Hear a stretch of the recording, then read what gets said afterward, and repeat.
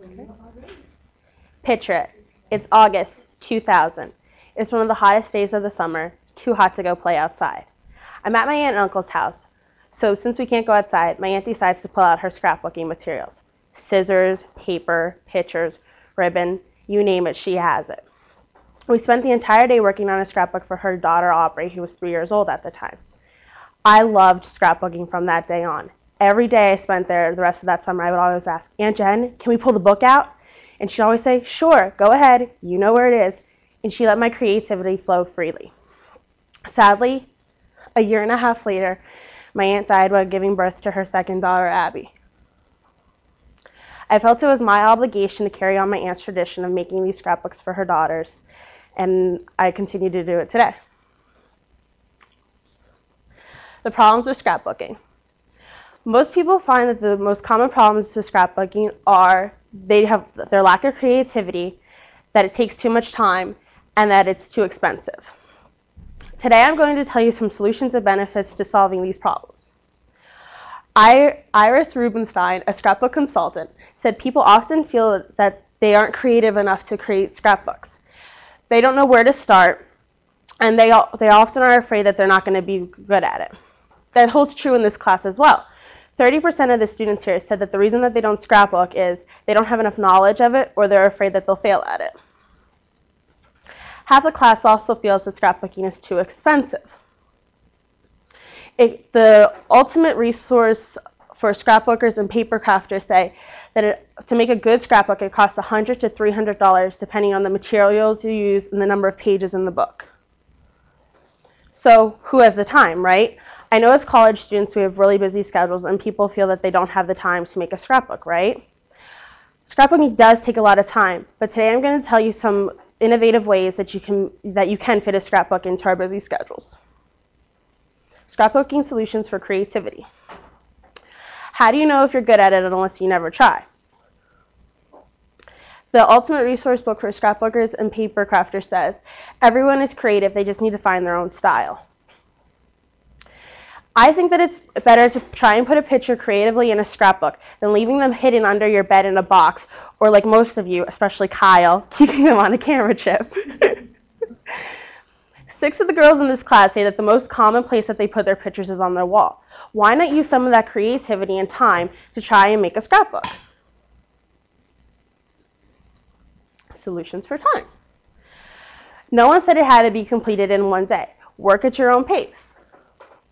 Try and have a theme, like the beach, Holly's birthdays, weekend at the lake. Iris says it's important to buy all your supplies at one time and try to make a kit. The kits, what she calls, are the sleeves of the scrapbooks, and you put all your decorations, pictures, stickers, letters, and paper that you use, and then whenever you have a free second, then you can pull just a kit out instead of pulling all your materials out.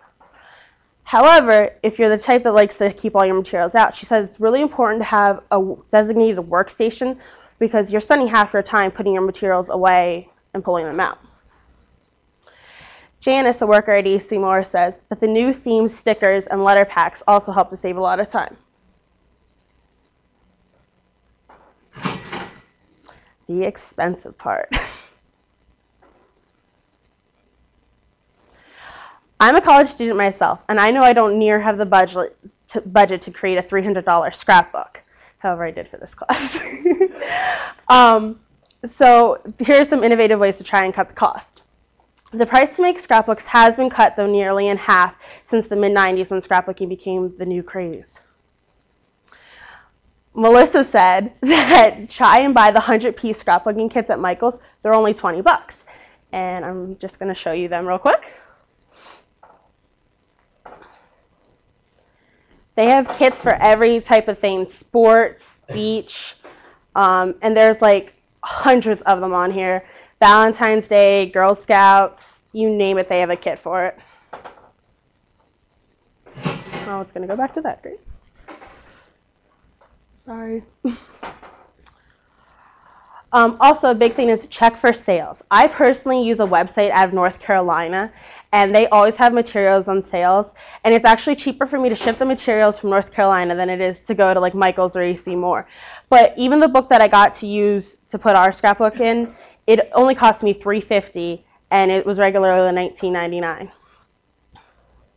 Iris also says host parties. She's a consultant herself, and if you host parties, like a Tupperware party, and you can, the host can get supplies free or at least at a discount.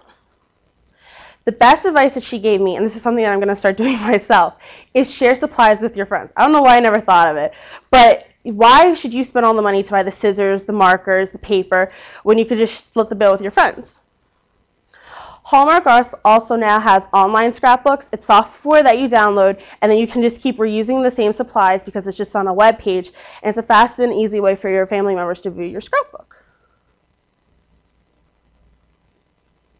The benefits. It's a great way to keep your pictures organized, and it keeps them safe. You don't have to keep rummaging through that box under your bed to look for the picture from the beach last summer. Also, it's a way to show your creativity. You get to choose the letters, the paper, the pictures that you put on the page.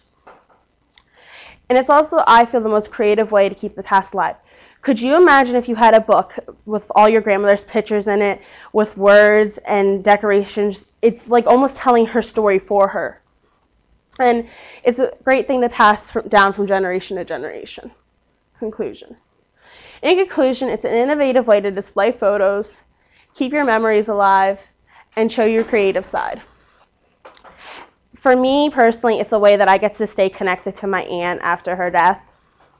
And I ask this. I think everyone should try scrapbooking at least once in their life. You never know what your future holds unless you remember the past found in your scrapbook. Thank you. I gave everyone a page from the scrapbook that I made for you guys. And I would just like you to, at the end of class, if you could please put it back in the purple binder that'll be up here with my other scrapbooks, because I want to give it to Professor Carbonero. Aww. Thank you.